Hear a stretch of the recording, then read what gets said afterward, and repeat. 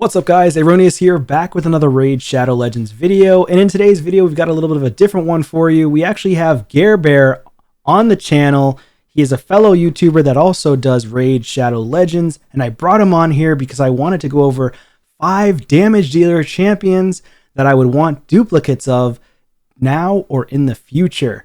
And on his channel, we actually made a secondary video, which is going to be going over 5 support champions that we want to get duplicates of. So make sure you go and check out his channel. I will leave a description down below of his channel, so definitely click on it. Check out his channel. He posts awesome videos at least 3 times a week as of this time, but in the future, he may post more. So definitely check him out. So, Bear, thanks for coming on the channel. Really appreciate it. How are you doing, man? Thanks for having me. I've been a viewer for quite some time, so it's definitely nice to be here. Very excited to get this video done. It's at the fundamentals, it's kind of a tier list, but we're putting a bit of a cool spin on it. Yeah, man. Thanks for coming on. I really appreciate that. And so, yeah, so I guess we'll get started. I actually fought you in live arena, and so we're going to be having an interesting one today. So definitely stick around, watch until the end, guys, because we're going to be going over a fun tier list here. So 5 damage dealers each. I guess I'll give you the go-ahead first then. What's the first damage dealer that you would want to use that would be potential duplicate champion want? Okay. The champion I think I'll pick for number 1, though, is going to be Gnut, or good old Gnut from the Dwarves. I missed the fusion for him. So I never had one until very, very recently, and then I managed to pull him from a sacred, which was fantastic. And he's helped me get such a more consistent and farmable team for Fire Knight Hard specifically, and then also progressing like, Centranos and all that sort of good stuff too. But having multiple of him is the only thing that's better than having a Gnut, I would say. Yeah, having max HP on the A3, like it's crazy. Oh yeah, this guy's a freaking beast. I love Gnut. And you know what's better than having 1 nut? 2 nuts. So the best thing about him, like this guy, just any max HP allows you to speed run dungeons like crazy. Like I almost at first thought he was going to get nerfed because of the fact of how much damage he does. And before he came out, in his kit, it didn't say enemy max HP. So we were posting videos about this guy at first, and I was like, oh, there's no enemy max HP. And then in the chatter in Discord, when we were talking to the moderators of Plarium, they're like, nope, it's enemy max HP. And I was like, what? That's insane. And so he just turned people's teams into just super fast. You could get like a 7-second team if you have multiple newts. It's crazy. I think some of the world records right now for the event dungeon are just like 4 newts and like a Riho that's placing all the debuffs. So she goes and then they just go in and boom, boom, boom, right? Because like he perfectly gets around like the whole 10% cap on the enemy max HP thing too, right? Because he's always going to be doing at least 30. So it's kind of almost going back to like the Cold Heart and Spider 20 days, which is very nice to see. It's so satisfying to just see the HP bar go, right? Like it's so nice. Gets absolutely chunked. That's why I love this guy. And I use him in Hydra still. I use him everywhere in all dungeons in the game. He's also in my Fire Knight Hard team. He's also in my Sand Devil 25 team. So I actually do a like a minute and something seconds with a Godseeker Aniri with Gnut. And he's actually really strong here. So you can get as low as, if you have him in 9-piece Merciless, you can get as low as about 40 seconds. So, because he's going to get extra turns and he's going to reduce the cooldown even more. And every time Godseeker revives him, she resets the cooldown, takes a turn, does the bash ability. So for me, my fastest time is 1 minute and 5 seconds with this team. And I have the Duchess because she helps keep everybody alive with their passive. Okay, that's fair. I use Ninja myself, but the downside to him obviously is stage 25. He can weak hit, so Gnut would be fantastic for that, being strong affinity, right? So that's true. And then the reset with the revive of Godseeker means that like the 4-turn cooldown doesn't really matter on his A3 either. It's just always going to be thumping into the boss too. You might want to consider. Nice. You might want to consider swapping him because I also have him in Relentless, and it works. Oh, okay. So it works in every other area of the game. So 255 speed, not crazy fast. If you have him more speed, it's better because he'll take more turns. So, but this is just fine. He's in really good gear here. Accuracy set, so he has enough accuracy for Hydra because he's in my Hydra teams, as well as Relentless, so he can take more turns. The only other thing I would need on him is refresh gear. And then if I can get triple refresh, like he's just going to be the most godly PvE champ ever with Relentless. And or you could potentially do 4-piece, I think it's 4-piece Merciless if I'm not mistaken. So chance of decreasing a random skill cooldown by 1 turn when damage dealt. So Relentless and Merciless would be the best thing on him for all PvE content in my opinion, because with his counterattack ability on his A2, he's constantly getting counterattacks in dungeons, in Hydra. So I'm surprised nobody's made a video on this yet, but I'm sure after someone sees this, they will. Because if I can do it, I'm going to get him in 4-piece Merciless and Relentless. Here's a question that I actually do not know the answer to. With Merciless, it says that it has a percentage to reduce the cooldown when dealing damage. Mm-hmm. Can that proc multiple times on a skill? Or like not multiple times, but like so for example with his A3, where he's doing like the 3 times hit, if it doesn't get it on the first one, can it on the second and third? That's a good question. Like 1 time per skill it has a chance to. I believe it's 1 time per skill. Because I do have my Wixwell in 4-piece Merciless for the Yannicka Billion damage team. And he's in Reflex and Merciless. So every time he gets hit, he also has a counterattack that he places on himself at the end of his turn. Right. And it can't be removed in the beginning. So yeah, I think it's every turn he takes, every counterattack. So for example, 1 counterattack, 2 hits, but it's one chance to get the reduced skill cooldown. And that's going to go over and over. So like with the Head of Mischief, every time he gets hit, because the Mischief Head tries to steal the buffs from him, he's going to counterattack. Boom, boom, boom. Every time they AoE, counterattack. So it just keeps getting back around to this ability, Tempest Knowledge, which grows the shield. Good point, yeah. That's why Wixwell is so insane. So much quicker. And that's why I want the Gnut in Merciless as well, because he'll hit the boss every single time. Now I turn off the counterattack mechanic against the boss because it's just going to make it extended, prolonged. But for Hydra, it would be perfect because you keep the counterattack, he keeps getting hit. You would possibly have to bring him with a little bit more resistance so he doesn't get his counterattack stolen. But if you can get 350 resistance and go to Brutal, I mean, he's just going to go nuts. Absolutely. No pun intended. And again, like there's so much AoE mitigation as well as that max HP mitigation inside Hydra that like him doing a triple hit single target is just crazy. Yeah. Yeah, it's great. It is actually absolutely insane. So for the damage dealer that I'm choosing, I'm going to go with Foley. So Foley, he's not a free-to-play champion per se, but he is a champ that I pulled like within the first 6 months to a year of playing this game free-to-play. And some people are sleeping on him still. I mean, he's just nasty in Live Arena. I use him all the time.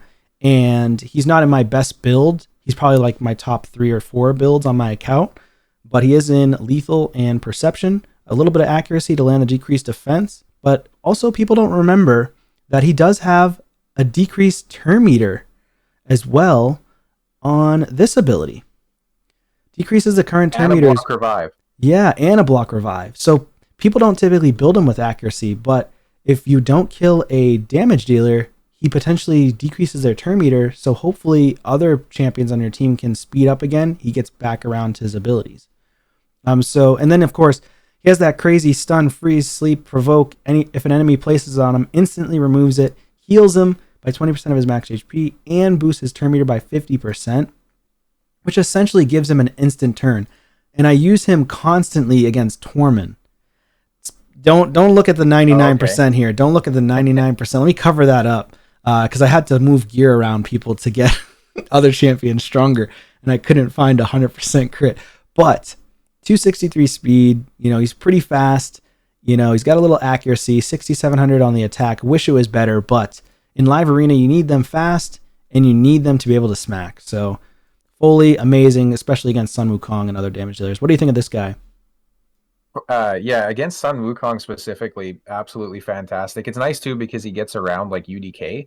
Because a lot of other block revive champions are a single target. So, for example, like Phoenix or the mythical whose name I've forgotten from the Sylvan Watchers, they're single target block revives, right? But he can just ignore that and say, "Hey, you're sitting down anyways." Nice, is it? Yes, mythical? nice. Yeah. Guy's a monster. like it's so useful, right? Because like even if you take down, say for like an example, an Anithwi or something like that, just not having to deal with the damage dealer in the enemy team is so good in the current meta. Because especially arena metas right now, it's basically focused on just being annoying as possible. Like the more True. annoying you can be, the better your chances of winning, right? Like you have so much RNG into it, so just removing one of those factors is just going to win you so many fights.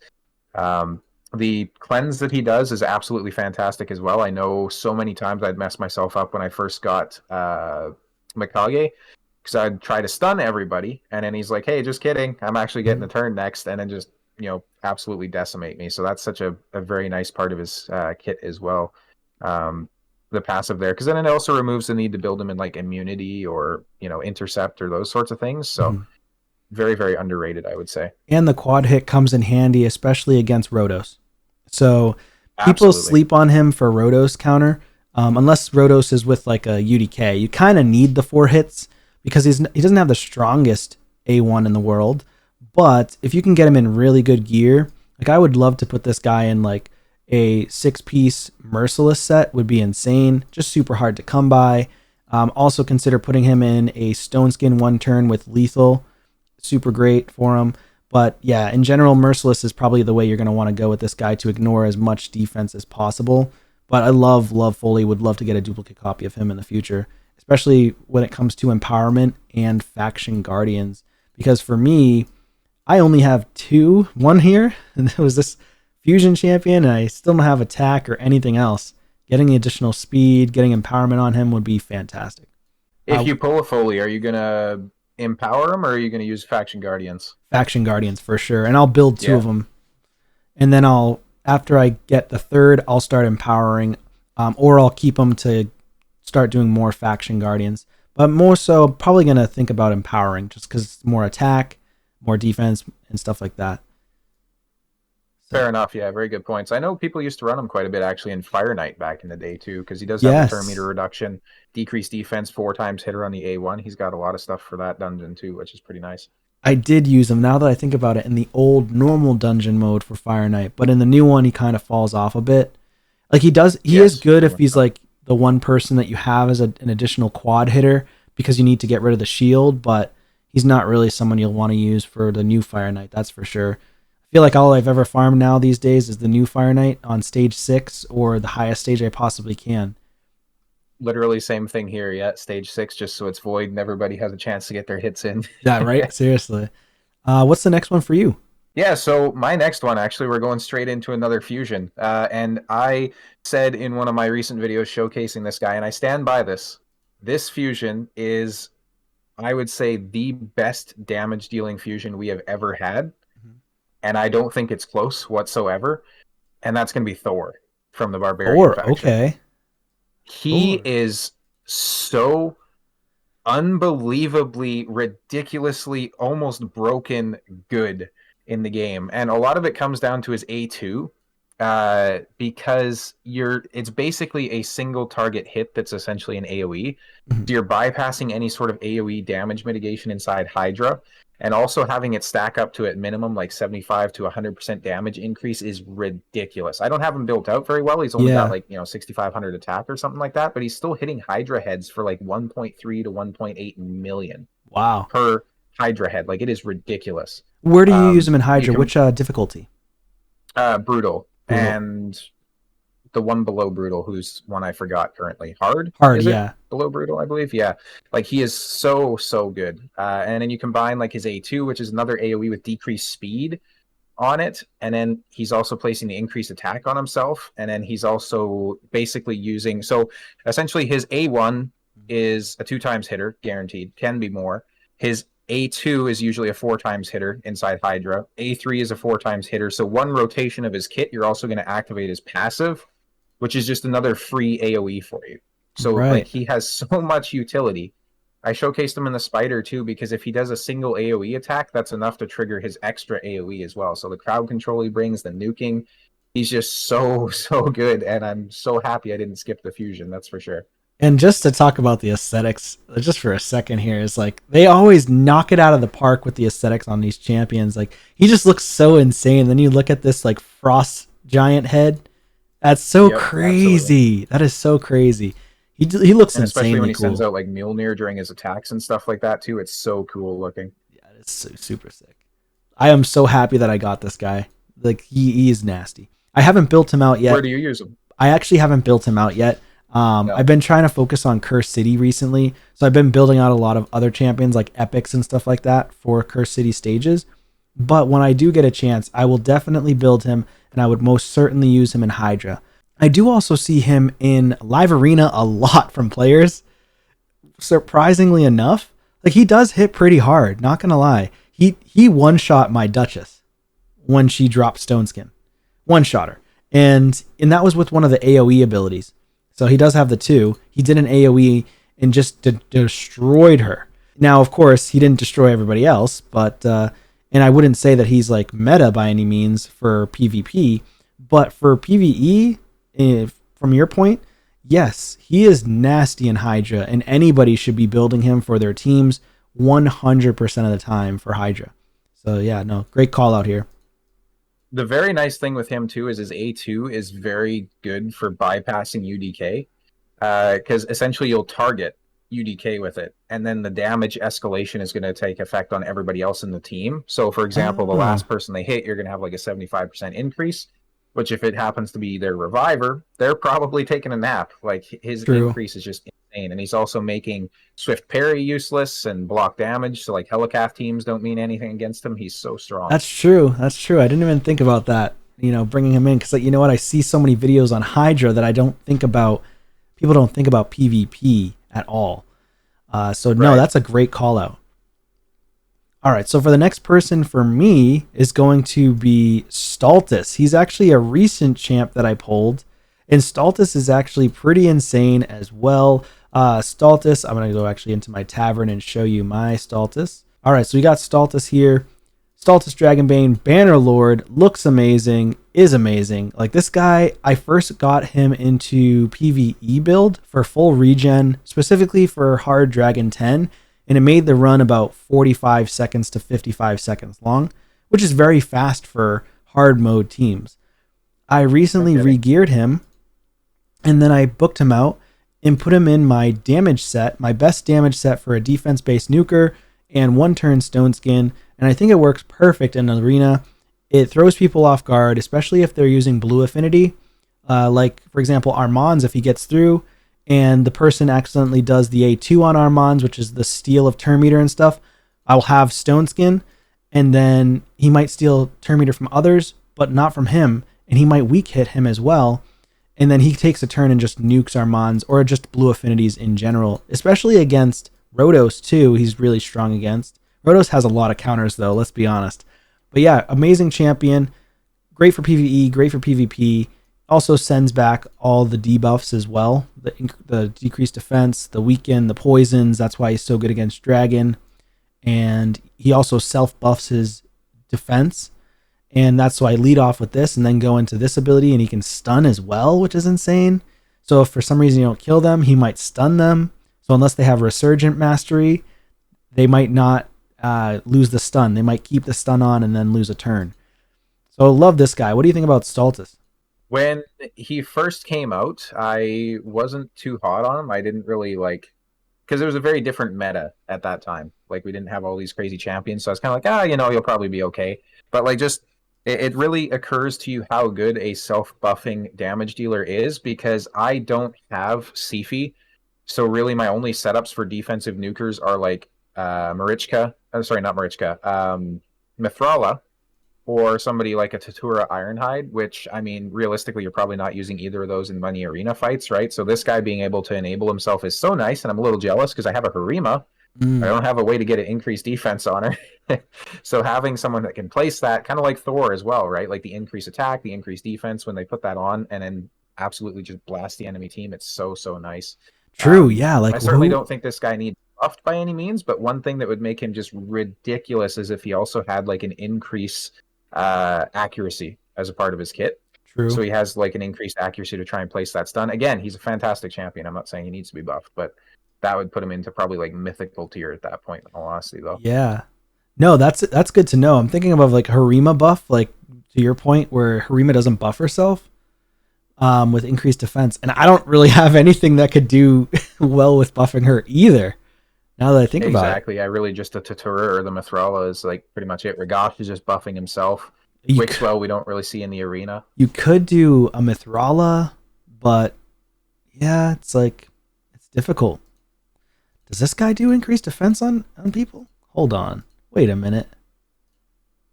No. I believe he does it on an ally with the lowest HP. So it doesn't really help anybody. Control, right? Yeah, it doesn't help anybody. So that's interesting. Yeah, no, that's an interesting take on it. What's your next one? It's a controversial champion that has, in some ways, made Hydra a little bit trivial, and so that narrows it down. It's a female character, so I'm talking about one of two, and out of the two, I went with Trunda, even though I do have Yannicka as well. So Trunda is who I'd like to get a duplicate of. I remember back in the day just seeing her in like every arena team as well, and it was like, my God, it's another Trunda team, right? Like, I remember watching a Hell Hades video when I was still fairly new, where he finally pulled her, and he was just like extremely excited over it, and then I finally got her, and it was very cool. But her A2, if we're being honest with ourselves, it is broken. It is not working the way it should be. But Plarium isn't going to nerf her, so it is what it is. You just got to make it do with it, right? Her A3 can smack very hard as well. And just having her with like a Crixia on my team, I can actually do some very decent damage numbers inside Hydra, which is nice too. So just build her with low accuracy and you're off to the races essentially. Like she's such a good champion, even still in today's meta. You're not really going to use her, I wouldn't say, in PvP, just because there's so many counters to her. Like for example, when I run Marichka and UDK together, she's basically useless because if she places a stun or an HP burn rather on her A3, I get the block damage from Marichka, and then UDK completely counters the A2, but for PvE, she's still very, very strong. Yeah, and yeah, because in PvP at this point, Stone Skin as well, and everything else going on. You know, obviously, people don't build her for accuracy most of the time in PvP, so she's just there for pure damage. And I do see some people from time and time again, they might bring her in to PvP match just because that's like their best damage dealer, and then they'll bring in like a Kymar or a Yumeko with her to try to reset her big damage ability, which it is smart to do. But for live arena, you can just ban Trunda, or you can ban their reset champion, and then she's done. Ridiculous base stats too. She does have crazy, almost 23k HP for that's an attack insane. Base damage dealer. For an attack base, yeah, that is insane. She has crazy survivability, I will say. That's nuts. That's more than most like support champions. Yeah. Right? Now that you think about it, yeah, that's true. She might even be more than Ancora. And Ancora is one of the new 19 something, isn't she? Yeah.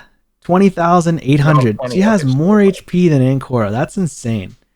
But, you know, Ancora is, you know, fairly easy to build still, and she has crazy base stat speed, but either way, running away from myself here. But yeah, no, Trunda's definitely an amazing champion. I don't have her. I wish I pulled her. I don't have her still, but she's like one of the only ones that's running away from me out of 4 left that are non-void that I should be pulling here. And you have a Brogni that makes me jealous. Brogni is amazing. I actually have 2 Brognis, I think. I built one of them, and he's pretty amazing. Where is he at? He's got to be up here somewhere. Yeah, 4-star Brogni. Built him for damage, of course. I use him a lot in Curse City. I use him in general progression. I use him recently in the new dungeon boss for, what is it? Not Loki. Odin. Odin. The Odin dungeon boss. He actually works really well there because he places the shields, and which can't be removed, and then the block debuffs as well, and increase attack. So that's really, really strong. And yeah, he definitely helps with survivability. He smacks too. He does smack if you can get his attack up. It's actually surprising how much damage he can do. Yeah. All right, cool. So for the next one for me, I'm gonna go with Sun Wukong. So Sun Wukong, literally one of the best login champions to ever come to the game. One of the best ever. He is still one of the top damage dealers, still used as a meta champion in live arena, in classic arena, pretty much tag team as well. Also insane for Hydra, insane for general progression. I did use him, I still use him in Hydra for damage because he does also block buffs as well on the Hydra heads. Big hit here, which hits over 1 million damage every single time on a decapitated head. And then this one hits hard too, about 500 to 800k damage on a decapitated head, which is not bad. And yeah, I mean, but I mainly use him in arena, especially for live arena. You want him to go fast as possible. You want him to be, like, if possible, I would definitely put him in a 9-piece merciless if you can get it. I can only afford to get him in a 6-piece with the speed that I have him at. But I would shoot for 300 plus speed in the highest end arena. You know, I'm seeing people with like 350 plus speed nukers is insane. You know, I just don't know. It takes forever to do that, but I'm pretty proud of his build, though. What do you think? That's an absolutely insane build. Wukong is by far one of the best damage dealing champions in the game as well. Everybody has them. New players can still get them, I believe, like with the Sun Wukong code when you start. So if you haven't already, that's something you probably want to look into doing. But like, just the nice thing about him too is he has that built-in ignore defense on the A2. So with that ignore defense, as well as a damage dealing set, as well as like Helm Smasher or something like that, you're getting pretty damn close to doing like full true damage on his A2, which just makes him hit so hard. And I know if you take away a reaction or UDK, he can one-shot any single champion inside the game that doesn't have like a passive that will prevent it. So, you know, for example, obviously like a Rotos or something like that. And there's not many ways to counter him because he just keeps coming back. So sure, you can run a UDK into him, but if you don't block revive the Sun Wukong, he's just going to keep coming back until you've lost your stone skin, and then he'll put you in the ground anyways, right? So true. Very hard to counter him unless you're using like a block revive or a Harima. Harima works very well for it too, but such an amazing champion. I love using him against Harima and just sheeping her. That's the fair. Best. Yeah. You know, because Harima mitigates so much damage, and because of the ignore defensive mechanics he has, she is kind of his counter for, you know, some extent. And I have fought Harimas that actually have high resistance, because I'm pretty sure Harima has a resistance aura in arena. He does, yeah. And so I have fought recently like more. 80 or something like. Yeah, really high for a damage dealer. Like, she's almost like a support champion damage dealer. And the cool thing about Wukong is you can also build him in multiple ways. Pseudo damage dealer, PvE, PvP. You want to go for high accuracy if you'd like, but personally, I like his build as a very high damage with a little bit of accuracy. I personally like to go about 250 to 350 accuracy, and I tend to pair him a lot with Mikage, who increases the accuracy, or even with my Samson, who can increase accuracy, and then he can strip everybody. And the only downside is there's a potential chance that he could be sheeped, but other than that, I think he's an amazing champion. He pulls it off though, and he can steal all their like stone skin and stuff like that. It's a very nice feeling. But to your point, having multiple builds as an option for him. So for example, a very high accuracy control build or something like that versus the nuker, it'd be so nice to be able to run those different options. You know, I don't think, can we get duplicates of him? Yes, you can actually pull them from shards. Okay. That's the cool part about it. So it'd be nice to see him pop out then. That would be pretty sweet. Yeah, you will hopefully get him sometime in the future. Maybe during a Pogo event. You never know. Yeah, true enough. My next pick is going to be basically every free-to-play player has this champion, I'm sure. It's going to be Taurus. Taurus, okay, a little bit of sarcasm there. Yeah, a little bit of sarcasm. Taurus is still very good. He's a very, very decent champion, I would say. He has been power crept a lot by Narcissus, of course, right? Like, basically just...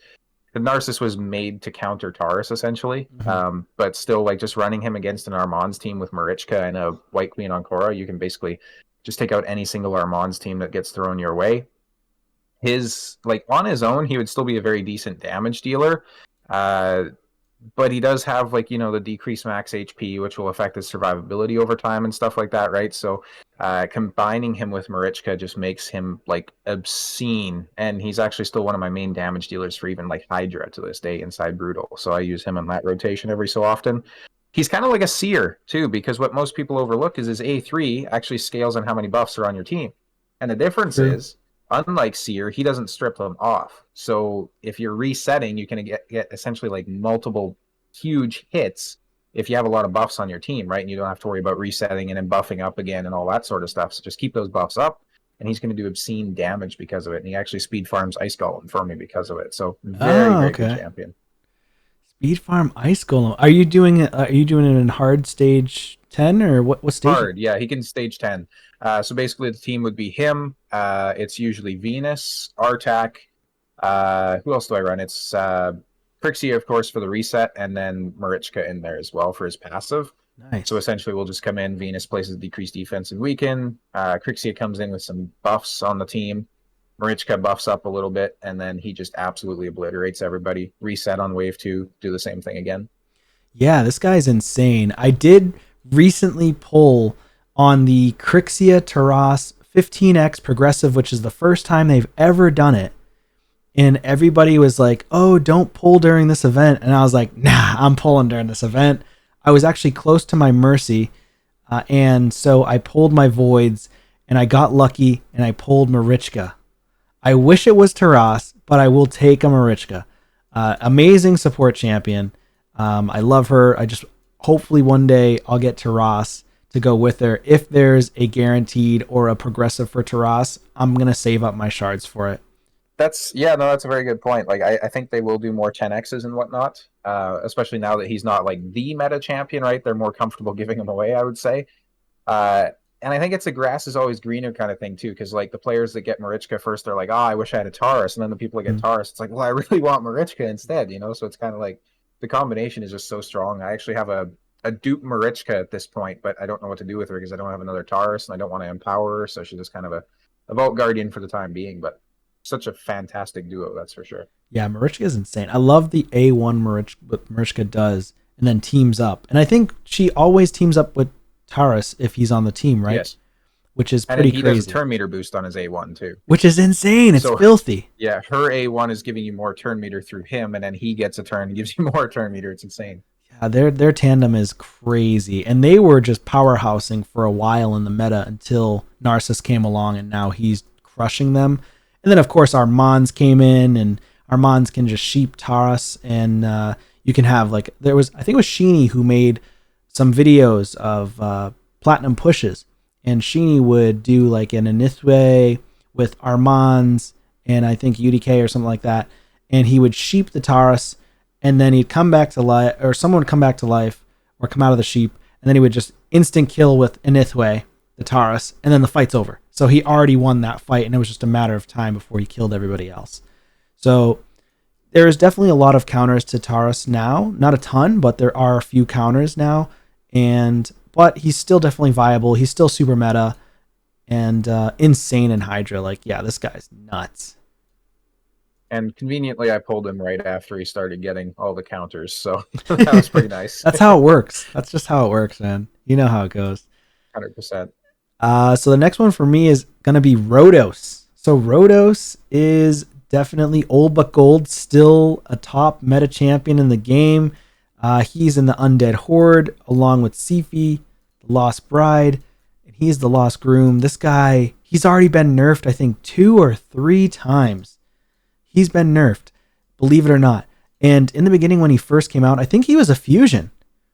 He was, and yeah. I started playing this game right after his fusion, I think. And it was like 2018 fusion, I believe, or early 2019.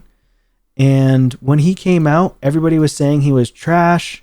They're saying don't go for him. But then people started playing with him and they realized, oh my God, this guy gets so many turns from the extra turn mechanic he has. And so eventually, Plarium nerfed him. And then they nerfed him again because his block revive on this ability was just too strong. So you used to be able to just block revive on this ability instantly almost, and then just go right into another turn, use the A1, go back into the block revive, and it was just like popping off like crazy. So they did have to nerf him. He's still God tier. He's still one of the strongest champs in the game. Of course, he has tons and tons of counters at this point, though. What do you think of Rotos? Thing to keep in mind with him too, and what made him so strong is obviously his companionship with Sifi. But more importantly, when he came out, there wasn't such a thing as a tank team. Like, it was just speed meta. There was no go second teams. We had no Stone Skin, no UDKs, no Harimas to mitigate damage. The best you'd get is like an Ursuga protection, but you also had no like bolster sets or anything like that. So you'd essentially always just go against an Arbiter, a Madame Sirius, usually Alessandra, and then a nuker, right? So having Rotos who can block revive, and then also just not get one shot, especially when you're going against a team that has like a Trunda or something like that in it, right? It's so strong. And again, like there was no reaction or anything either. So it was such a meta defining thing that he couldn't be one shot and that he would just block revive. Like it was absolutely obscene. And they basically just decided to put him in a grave once and for all when they introduced UDK. But he's still around. That being said, though, his base HP not looking so good. But yeah, he's hard to build. Well, not that hard to build, but he is somewhat hard to build. I also took off the best gear from him. He used to be better built than this. He used to be 230, 240 speed, but I took all the gear and put it onto my Sun Wukong and other champions that I utilize more than him, just because of so many counters, especially Harima, because I constantly face people and they're always picking Sifi Harima in tandem. And so I never can use this guy because he can't compete against a Harima. Absolutely. Especially against UDK and Harima or Sifi and Harima. It's just, you just can't bring him in. If you do, you better have really insane supports with him, or else you're just not going to even scratch the surface of that team. So definitely an insane champion, and his gear's not even fully maxed out either. But he is crazy still. I still utilize him here and there in Classic Arena, Live Arena, and Tag Team Arena. Don't sleep on him. Definitely build him. He's also really, really strong for Scarab Boss. So in PvE, this guy destroys the target's max HP up to 20%, adds the HP to himself, and he gains so much HP that if you wanted to early game and you were struggling in Scarab and Hard Doom Tower, you can build him and put like an accessory for Blood Shield. So every time he attacks, he can get the Blood Shield so that there's no more counterattacks from the Scarab, and constantly use this ability to basically almost solo, not fully solo, but basically almost solo. I'm sure there are builds out there where he could solo the Scarab, but personally I would build him more for damage in PvP rather than PvE. But something to think about as well. 100%. Such a strong champion. Even still, it's crazy. Last champion for my pick actually is probably going to shock a few people, and it's going to be Zinogre Blademaster. So I lied earlier. There's actually 3 fusions on my list of 5 champions, not 2. But Zinogre is, for all intents and purposes, a very good champion, I would say. She's going to be a Shadowkin. I use her in my Fire Knight hard team. She has one of the strongest speed auras for dungeons out of like any champion in the game at 30% speed aura. She also has an increased speed on her A2, which is a 4 times hitter. So you combine that with obviously Phantom Touch, that will give the extra hits. She can easily chunk off like 6 to 7 hits of the Fire Knight shield in one single go, as well as give you increased speed. Weaken on the A1, decrease attack, and leech on the A3. She's so good, and she also basically has built-in swift parry with her passive as well, and she's fast too, so bringing the increased speed for your team.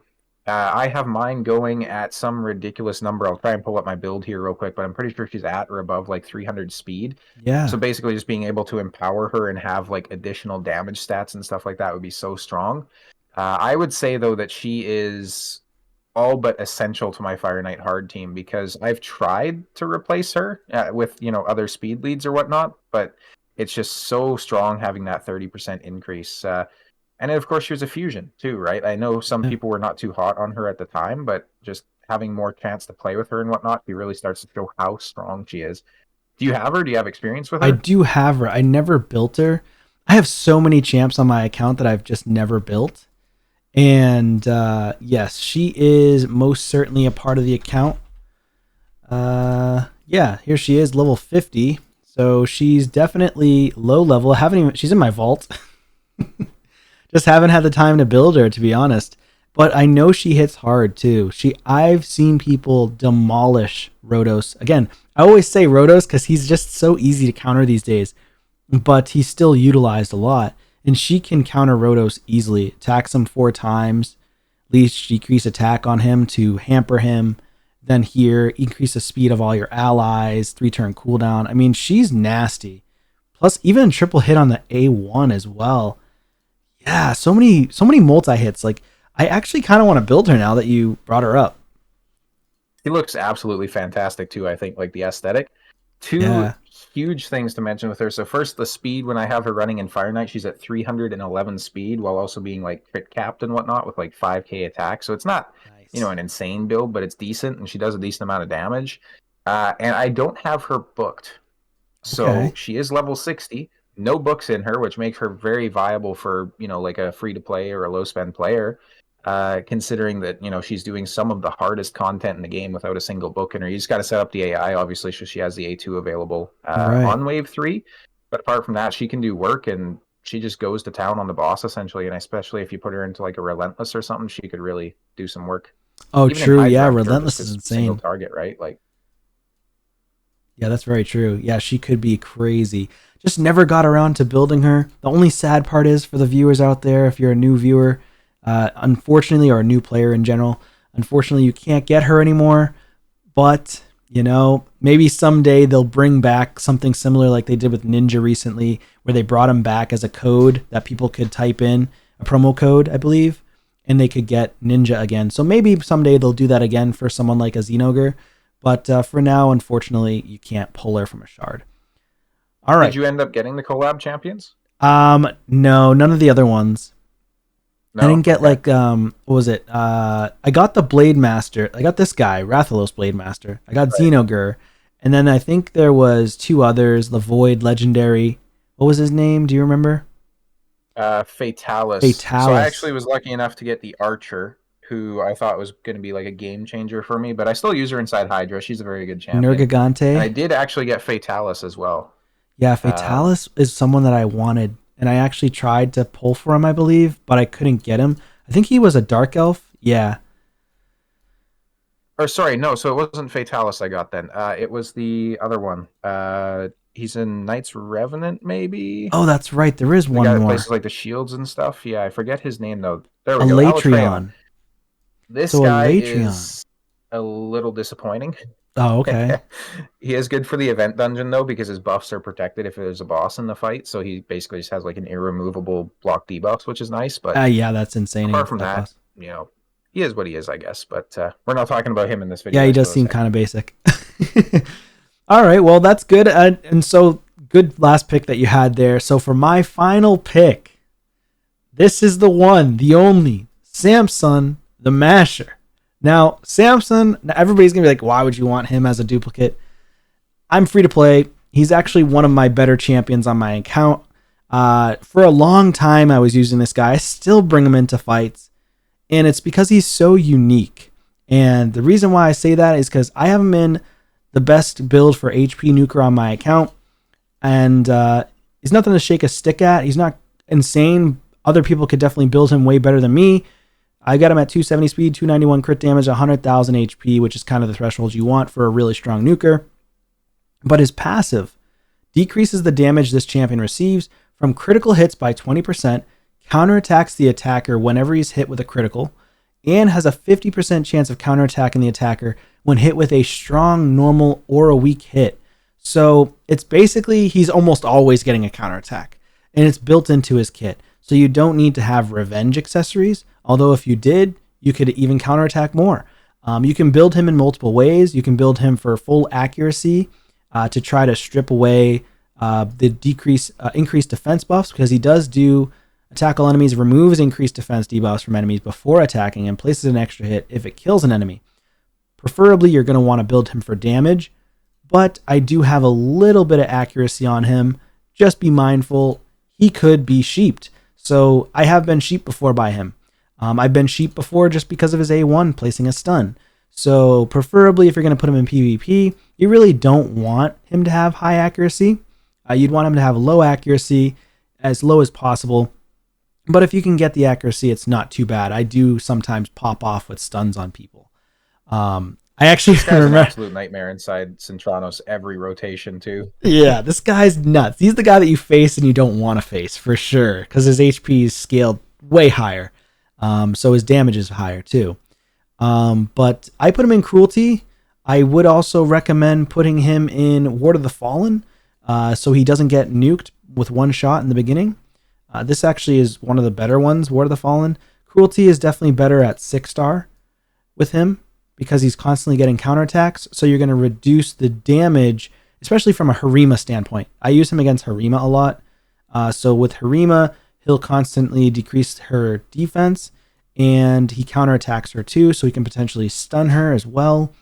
And then he'll one-shot an entire team as long as they're not too diesel, like with, a Duchess and a Pythion, so on and so forth. But I do love this champion. I just wish his aura was HP in all battles instead of defense. Have you tried him in Nature's Wrath? Nature's Wrath. Okay, so that one here is going to be on Harmony right now. Where's that one? Harmony. Increase the damage inflicted by this champion for every debuff that they successfully place, except debuffs placed by gear sets. So I've never tried him in this before. Have you tried it, and did it work out for you? So for the viewers who might not be fully clued in on this champion is actually kind of the guy that brought us together, so to speak. I remember watching quite a bit of your live arena content and just seeing you absolutely demolish people with him. And he looked so good. He was doing a ton of damage. I pulled him, and I actually left a comment on one of your videos at that point saying like, "Oh my God, I just got Samson. I'm excited to build him." Yeah. And I built him. I did a video on him that was a little bit controversial because I have Taurus, of course, right? So anything looks bad compared to Taurus, I suppose. And I was a little let down with his damage, in all honesty. I wasn't the most impressed with it, and I know a few people got very upset with that, but in all honesty, I'll stand by most of that video still. But he is still a very decent champion. I won't, minimize how good he is inside the game, especially with the stuns continuously popping out on the A1. He's very annoying to face in the city of Centranos when you're going against that one wave with him and Uko and Leorius, where they're just always constantly stunning you and getting the extra turns and all that sort of stuff, right? He also has the increased accuracy on himself too. So he's going to have a better chance of landing those stuns, so you're not needing to build him with so much accuracy, which is very nice. And to answer your question, I haven't tried running him in that particular blessing. I think I only have like a 1-star awakening for him, so it wouldn't be too impactful, but especially for like PvE or something where you're getting those stuns stacking up, I imagine the damage increase would be quite substantial. Yeah, it would. It's definitely super awesome. Every time he counterattacks, reduces their defense, and then he's hitting them harder and harder every time. And he has low cooldown. So this is a grants an extra turn ability right into this one, which is on a 3-turn. And then it turns into almost like a 3-turn here or a 2-turn here. And then goes back into this ability again. So he can definitely ramp up. Now, if I can get it eventually, the best build on him is going to be a 9-piece Merciless. Hands down, 9-piece Merciless. You need to get that on him because he's going to reset. Again, Merciless is so powerful in this game. You could also potentially go with a Slayer set, but I think Merciless would be better. I mean, because the Slayer set's great because it has the AoE, ignores 30% of the defense, and then 9-piece would be 30% chance to deal additional AoE, but it's only a 30% chance, so you're kind of risking it a lot. Whereas the Merciless is going to be a lot stronger for PvP because it's 35% ignore defense. So at least a 6-piece Merciless would be better. Because right now, Lethal and Cruel, Merciless beats Lethal and Cruel with a 6-piece. So, and then having additional speed, crit damage, and then an extra chance of granting an extra turn is what would make him insane. So he's going to be constantly getting back to this ability, extra turn into this. So he'll grant an extra turn for Merciless, go into this, and then go back into this again. That would be insane. Absolutely. So someday I'll get Slayer there. Too is, yeah, 100%. It's so hard to farm those gear sets, so for me at least, just because I can't be bothered usually to switch my gearing around on the champions every single Centranos rotation, so I'm definitely falling behind. But yeah, to your point, like this guy in that gear set would be insane. The thing with Slayer too is like he does only have 1 out of 3 skills that are doing AoE damage, right? So I feel like it would be a bit better utilized on somebody else perhaps, but having him in Merciless would be an entirely different story. I imagine you could start to get use out of him even in like Hydra and places like that too, with how much he's smacking for sure. Oh yeah, for sure. Like he could actually do some pretty good work. And then of course the increased accuracy. Don't forget that people sleep on the increased accuracy, and he puts increased crit damage on himself, not the entire team. So he essentially is always going to be over 300 crit damage for me every single time with a 30% increased crit damage. And then with the increased accuracy, you could pair him with someone like a bomb champion. And for me, I do pair him a lot with Nishak. So Nishak is 270 as well as him. So if I just slap one glyph in him and make him 271, he always goes first before Nishak, does the AoE nuke if needed, or just an A1. And then, but at bare minimum, I would be doing the increased accuracy. Nishak can now place the bombs on Mithrala or any other champion in the entire game, basically, with high accuracy.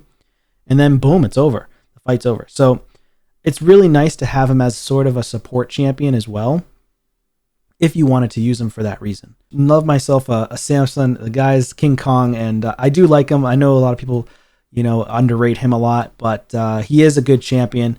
And he's like, I believe he's definitely top 5 HP nuker in the game. So it would go, of course, with mythicals, not including mythicals, right? Nice is just disgusting. Right. Nice is disgusting. Different story. Yeah, then it goes like Narcissus or Taras, depending on the buffs, and then Narcissus.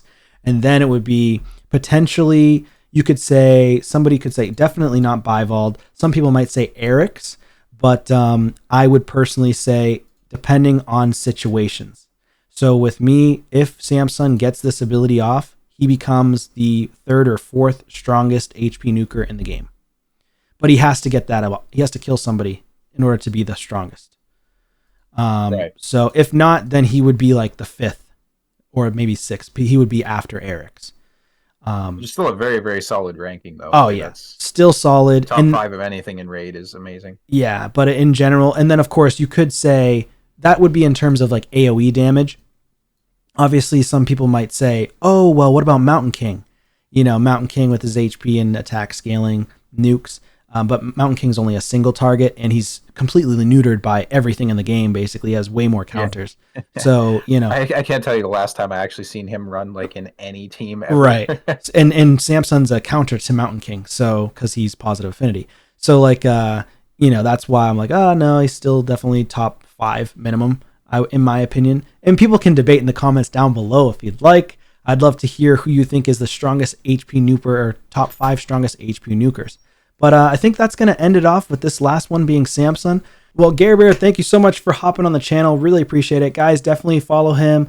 Subscribe to his channel. Check out his videos. He does make good content as well.